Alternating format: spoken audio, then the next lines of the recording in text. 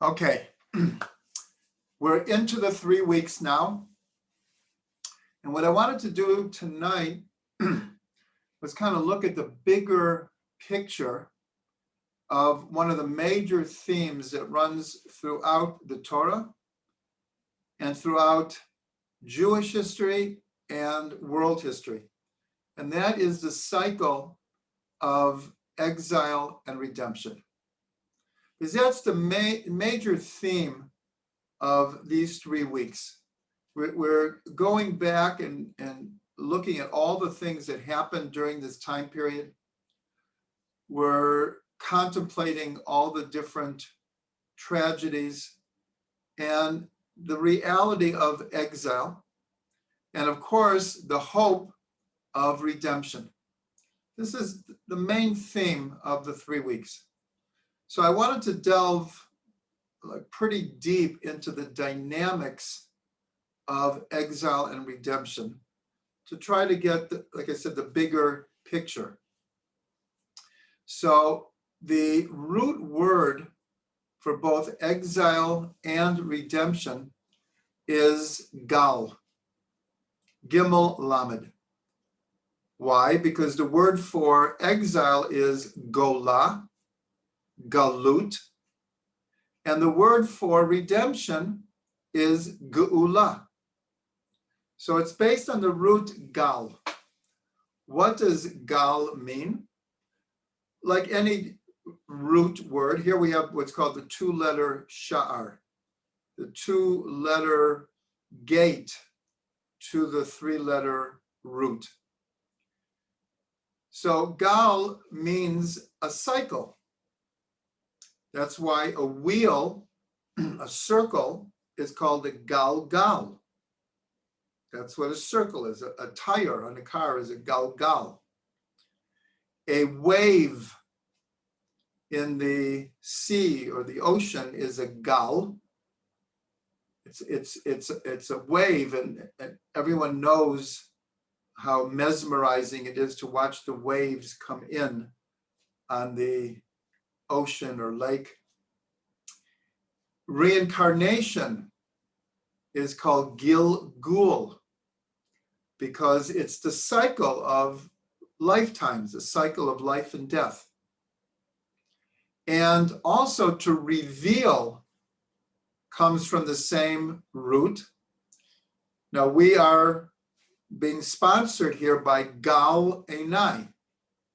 Gal Einai literally means open up my eyes or reveal to my eyes. So redemption has to do with revelation, that the godliness and holiness and light is being revealed in the redemption. So this is the root of exile and redemption.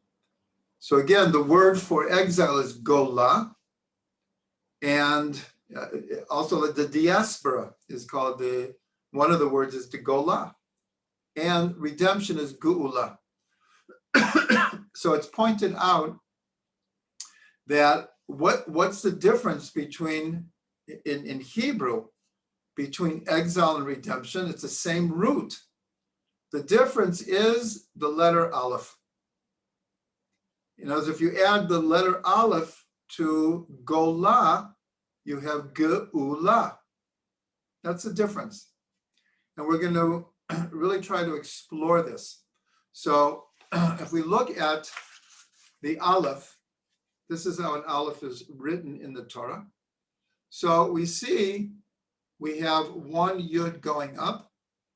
According to tradition, this is another yud coming down with a line both connecting and separating between the two.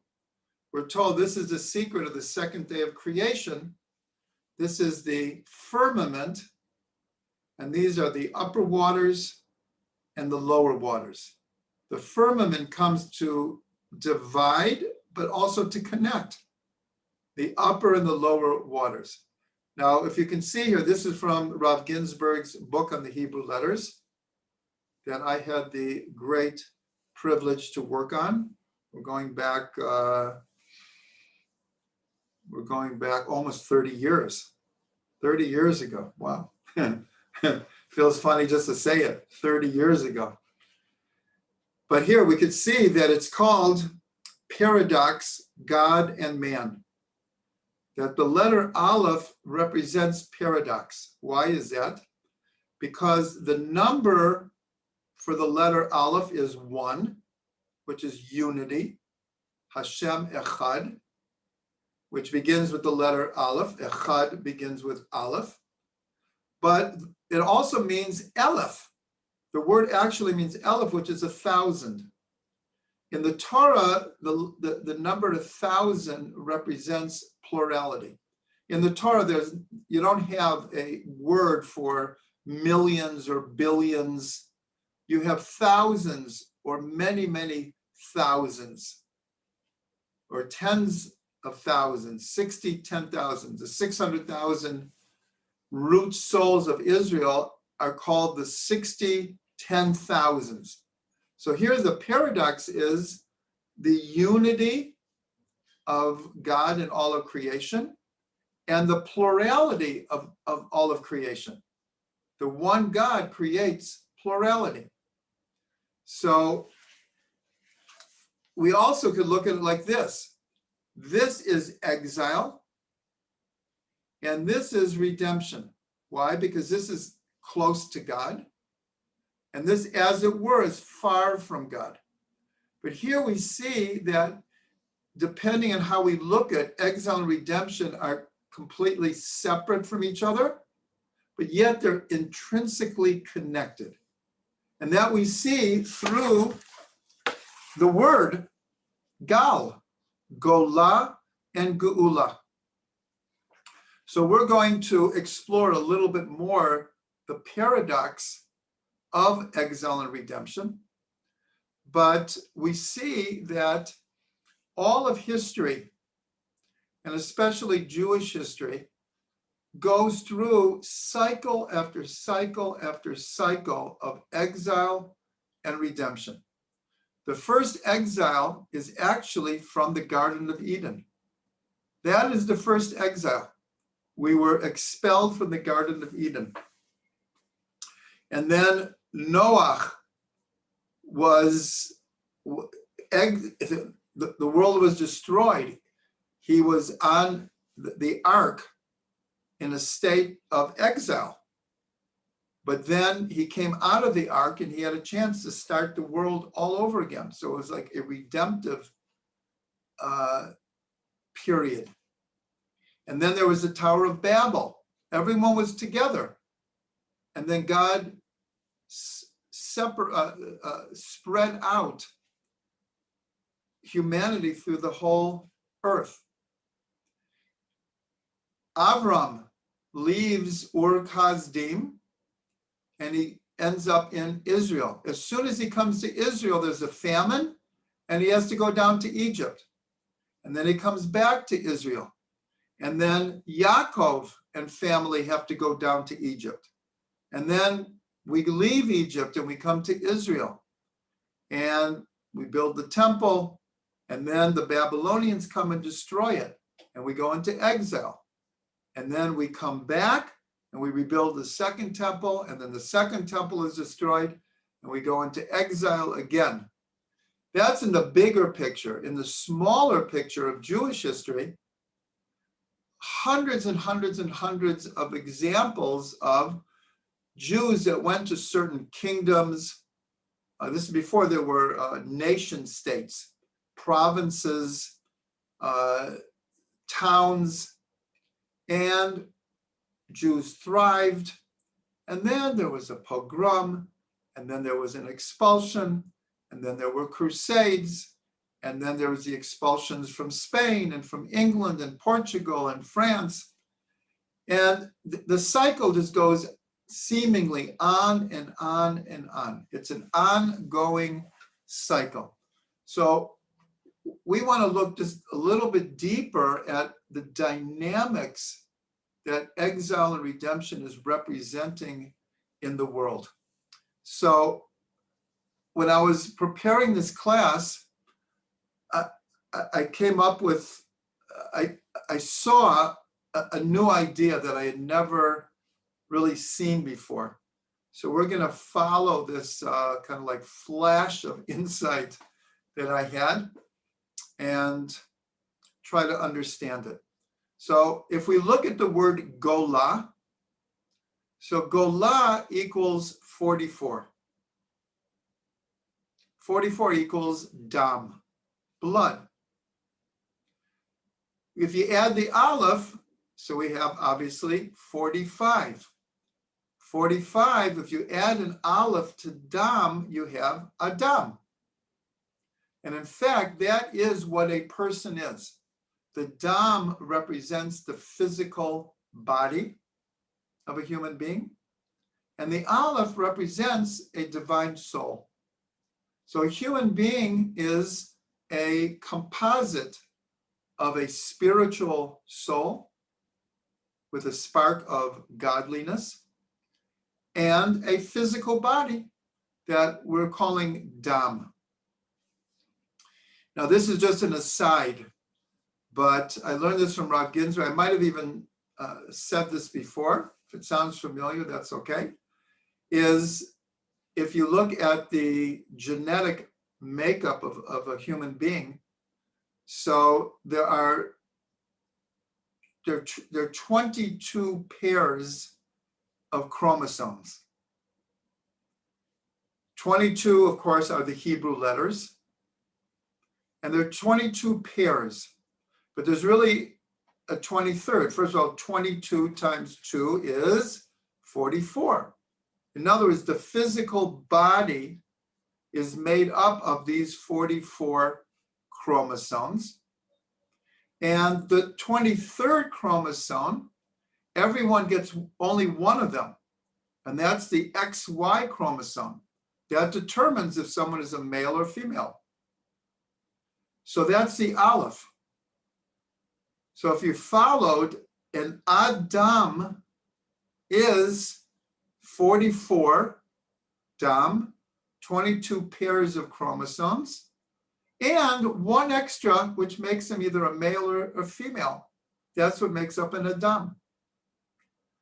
So when I first heard this, I nearly fell off my chair. I was like, I can't believe this.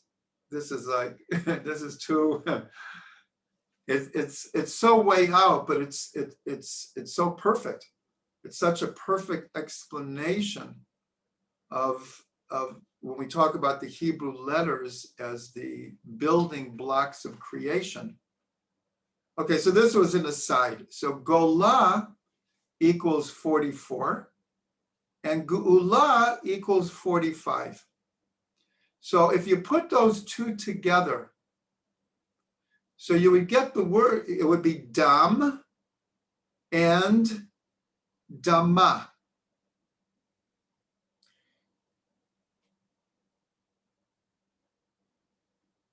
No, excuse me. I'm going to say it differently. It would be dam and ma, because ma equals 45. If you put those together, it's damama. Now, where do we know this word from? You'll see where I'm going with this. It's going to take a little explanation. But again, if you put together the letters that represent the gematria of Gola, you have dam. And if you add the aleph for Geula, you have Adam.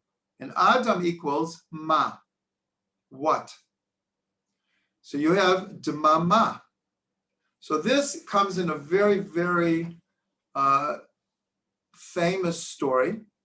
This is when Eliyahu Navi is fleeing from Achav and the queen. They've killed virtually all of the prophets. And Eliyahu escapes to the Sinai desert. And he comes to Mount Sinai. It's in the book of Kings in the 19th chapter, if anyone wants to read it afterwards.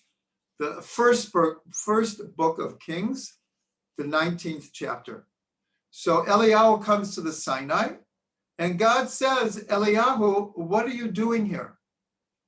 And Eliyahu says, I'm escaping the king and the queen. They've killed all of the prophets, and your people have turned away from the covenant, and they're worshiping idols. And I've escaped to the Sinai. So what follows is, and I'm gonna mention that this is one of the reasons everyone knows that, according to tradition, Eliyahu Navi comes to every Brit Milah, every circumcision. And we even have a special chair called Kisei Eliyahu, and we put the child for a minute on the chair of Eliyahu. And we're also told that Eliyahu comes to every home on Pesach. So one of the explanations is because Eliyahu says, your people have broken the covenant with you. So God says, since you said that, you need to go to every circumcision, and you'll see that they have not broken the covenant. They have kept the covenant going. And that's what Brit Milah is, the covenant of in the skin. They haven't given it up. So what happens then is Eliyahu is in a cave, and God has him come to the opening of the cave, and there's this incredible wind, and it's like breaking the mountains. It's breaking the rocks. And it says in the text, but God was not in the wind. And then there was an earthquake. Mamash, an earthquake. And God was not in the earthquake. And then, however we understand it, there was a fire. And God was not in the fire. And then it says that Eliyahu heard kol demama daka. He heard what we translate, it's very hard to translate. Sometimes in English it's called a still, silent voice. This is the inspiration for the sounds of silence. Anyone remember famous song, Simon and Garfunkel, The Sounds of Silence? But this is exactly what it's saying. Kol demama daka. A kol means a voice. Demama means silent. And daka means like a fine line. So Eliyahu hears a silent voice, and God was in the voice. And then the story continues. People can look up the story.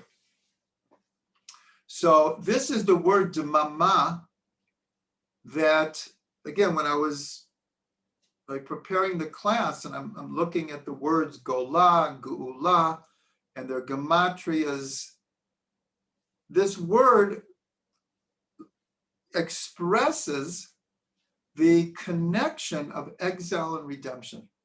Because when you talk about a cycle, that everything in the cycle is intrinsically connected. Like we saw in the Aleph, that exile and redemption through the Hebrew word of gola and geula, it's intrinsically connected. And so here we see it in the word demama.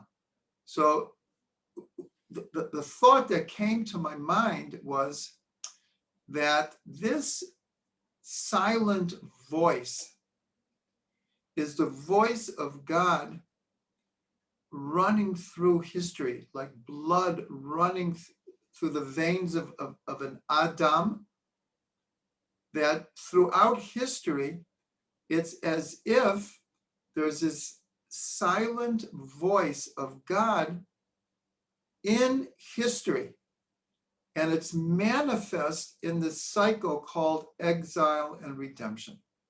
This is one of the reasons that we say that God's name is not mentioned in the Megillah. In the story of Purim, God's name is not mentioned. And what we learn from that is that everything that's happening in the story is God working behind the scenes. And they made a whole holiday because as it was happening, no one saw it. No one saw how every part of the puzzle was falling into a greater picture that only God could see the whole picture. And so God's name is not mentioned, but God's presence is so present in the Megillah. And that's why they made a holiday, is just when they realized, when they saw it so clearly. So that's the idea I'm trying to give over here. I'm trying to give over that the silent voice that's running through history is the voice of God. And it's very paradoxical because we're going to go one step deeper now. Because if you talk about a silent voice, well, you have a contradiction. If it's a voice, then how can it be silent? And if it's silent, how can it be a voice? So the whole concept of kol dmama daka, this represents the paradoxical nature of God and the existential reality of life in human beings. I once learned from Rav Ginsburg, it was one of the most important teachings I've ever learned in general and from Rav Ginsburg. And he said like this, he said, one might think that the closer one gets to God through Torah and prayer and doing mitzvot and purifying ourselves, our thoughts and our speech and our action, that the closer we get to God, the clearer everything would be. He said it's just the opposite. The closer you get to God, the more paradoxical everything gets, because the essence of God is paradox. And the expression is in Chassidut is God is nosei hafachim. God is the one that can hold opposites. For example, shamayim, heaven. So shamayim is made up of two words really, mayim, water, and the first letter is shin, which is H. So what is heaven? Heaven is where fire and water are not like in this world. In this world, water puts out fire, and fire will make water evaporate. So in this world, fire and water are opposites. They might be connected, but they manifest as opposites. But in heaven, if you look at a Magen David, so you have in a triangle, you have the two lower, and then they unite above. So this is Shemaim up here, where fire and water it's not a contradiction. They're not opposites. So God is called the one who holds opposites. And that's why in Western thought, paradox, people are afraid of paradox because in a Western mind frame, it's like it's either this or it's that. Don't tell me it's both of them at the same time. But Jewish thought is very, very different. Jewish thought embraces paradox. That's why we say, Elo v'elo divrei Elokim chayim. You have two opposite opinions in the Talmud. Let's say Shammai and Hillel. Opposites. And the expression is, these and these are the words of the living God. It looks like opposites, and maybe for halacha, we have to choose one or the other. But we always maintain, excuse me, both opinions, because there will be a point of truth in all of the opinions. They're all the words of the living God. So this idea of God's silent voice running through history, running through existence, is based on paradox, is a silent voice. So now we're going to connect it to another paradox. And this was experienced by Ezekiel, Yechezkel. It's the first chapter of Yechezkel. And he is prophesying. Yechezkel was among the first wave of Jews taken into exile to Babylonia, even before the destruction of the first temple. 11 years before the destruction of the first temple, Babylonia had conquered Israel, and the temple was not destroyed, but as part of Babylonia ruling over Israel, a certain cream of the crop of Kohanim and leaders and prophets were taken into exile. Ezekiel was among them. And as he's being taken into exile, he has a vision. This is the first chapter of Ezekiel. This is the Haftarah for Shavuot. And this is what is popularly called Ma'aseh Merkavah, his vision of the chariot. When the vision begins, so it begins that he's actually in the Kvar River, and there's a wind from the north, a huge wind from the north. And then there's a all-encompassing cloud that gathers around Yechezkel. And then there is a fire. And then he sees a light called Noga. And in this shining light, he sees the Chashmal. He sees, and we'll translate it in a minute, but literally Chashmal means, Chash means silent, Mal means speaking. Chashmal. Rav Ginsburg says this is the most mysterious word in the entire Tanakh. Chashmal. The Chashmal is exactly like Kol D'mama Daka, a thin, silent voice. Now, if you followed what precedes Eliyahu understanding that God is in the voice, and Yechezkel starting to have his vision, they're almost the same. Both of them experienced a wind. The difference is Eliyahu experienced an earthquake, and then and Yechezkel, it was a cloud. Then they both experienced a fire, and then Eliyahu experiences Kol D'mama Daka, a thin, silent voice, and Yechezkel experiences Chashmal. Chashmal is it's an energy. It's an energy. Sometimes it's translated as a color. Sometimes electrum blue.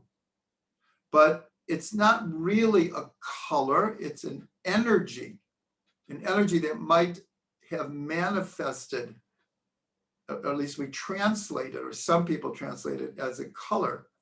But it's the Chashmal, again, means silent and speaking. So that's just an incredible connection. And Aryeh Kaplan, Rabbi Aryeh Kaplan explains Yechezkel's vision. What is the wind and the cloud and the fire? So he explains very, very beautifully, is that Yechezkel is about to receive a vision, which means he's entering into a meditative state. And anyone who's tried to meditate knows that many times when we sit to meditate, our mind is going a million miles an hour. It's here, it's there, it's everywhere. And the wind and the cloud and the fire are like the impediments to a clear mind.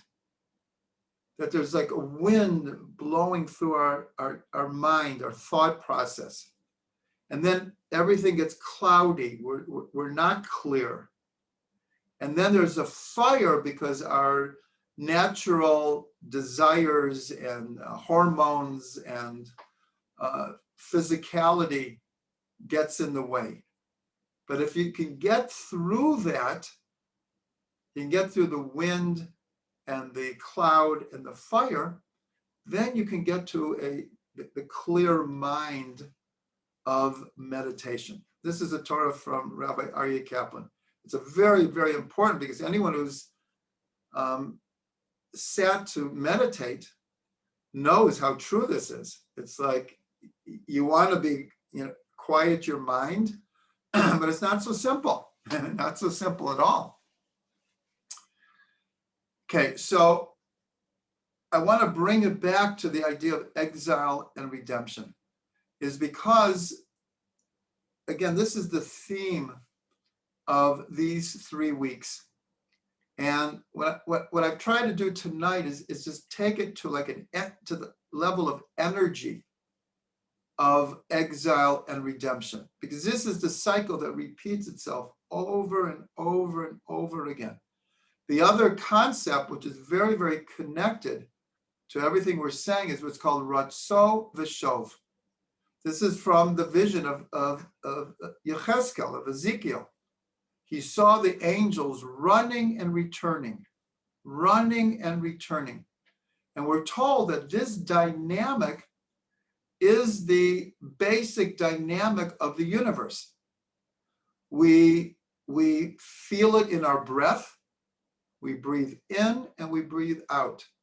Our hearts beat in a constant out and in, out and in. If you put your finger on your pulse, you could actually feel running and returning. If you go to the beach, one part of the month, the tides will be low tides, and then there are the high tides. If you look at energy, it's AC, DC. If you look inside the atom is a frenetic, whirling world of Ratso V'Shov, Ratso V'Shov. That is the dynamic. That dynamic fits into exile and redemption. That the idea that all of humanity, but especially the Jewish people, are in a sense locked into this cycle is like the allegory, is the paradox of human existence. And so in a certain sense, what we're trying to do is, in a sense, to break the cycle. And that's what we're told. There are 10 cardinal songs. This is also a Torah from Rav Ginsburg. There are 10 cardinal songs sung throughout creation.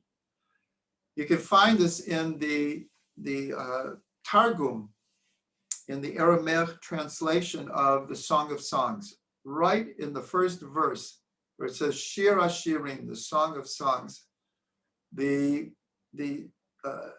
translation, the Aramaic translation, goes through the 10 cardinal songs sung throughout creation. They're all in the Tanakh: the Song of the Sea, Ha'azinu, the Song of the Well, Chana's song, Devorah's song.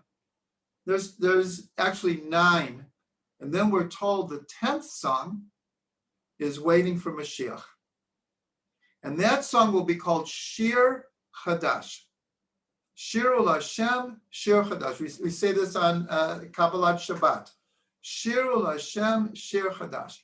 So Rav Ginsburg points out that traditionally the 9 songs are called in the feminine, Shirah. But the 10th song is called in the masculine. And why is that? It's because every redemption that we have, in a sense, gives birth to the next exile. Because exile and redemption is a galgal. It's just that's the Gilgul that we're on. That's the Gilgul. And Shir Chadash in the masculine represents that there will be no birth of another exile after the full redemption of Mashiach. In a sense, we will not so much break the cycle, we'll transcend the cycle. In a certain sense, the cycle is the cycle of life and death. But actually, we're told in Yeshayahu, in Isaiah, that at some point, Bala Hamavet Lenetzach, death will be swallowed up forever. That's the idea of Mashiach, Techiyat HaMeitim, the resurrection of the dead, the world to come. Is here we are transcending the concept of this cycle of exile and redemption. Okay, so that's the idea that I wanted to give over tonight. I wanted to look on the deeper level, and the most important thing of these 3 weeks is the idea that on the tradition that Mashiach is born on Tisha B'Av. So what is that telling us? It's telling us that in the midst of the tragedies, of the destruction, comes the seed of Mashiach. That's where it comes from. In other words, the cycles are intrinsically connected together. Like if you look at creation, the 3rd verse of the Torah is the creation of light. V'yomer Elokim Yehi Or Vayhi Or. But already in the 2nd verse is Choshech. The light comes out of the Choshech. Redemption comes out of the exile. And this is, it's a mystery, because in a sense, we could ask God, you could have created the world any way you wanted. Why this cycle? I think we'll have to wait to Mashiach to get that answer. I don't think anyone has an answer, but we can see that this is the way that God created the world. Whether you call it Gola and Geula, you call it the Galgal, if you call it the Kol Dmama Daka, the silent voice of God, running through history like blood, running through the veins of history, whether you call it the Chashmal, Chash meaning silent and Mal meaning speaking, if you call it Ratso V'Shov, it's all connected. This is the energy of these, of all the time, but especially the 3 weeks, because that's what we're contemplating. We're contemplating especially the state of exile. And talking about paradox, here in Israel, we have 1 foot in redemption. We have our foot in the redemptive process that is unfolding not only before our eyes, but we're part of it. We're part of the redemptive process. But on the other hand, sometimes the closer you get to redemption, the more you feel the exile. Because as the closer we get, you feel how far away we still are.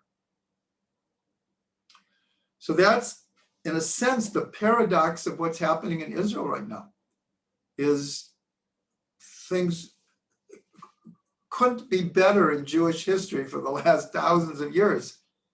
And yet, when we look at some of the problems in Israel and some of the threats that Israel is facing, and the constant wars and the constant terrorism, we're well aware of the exile, very aware of the exile.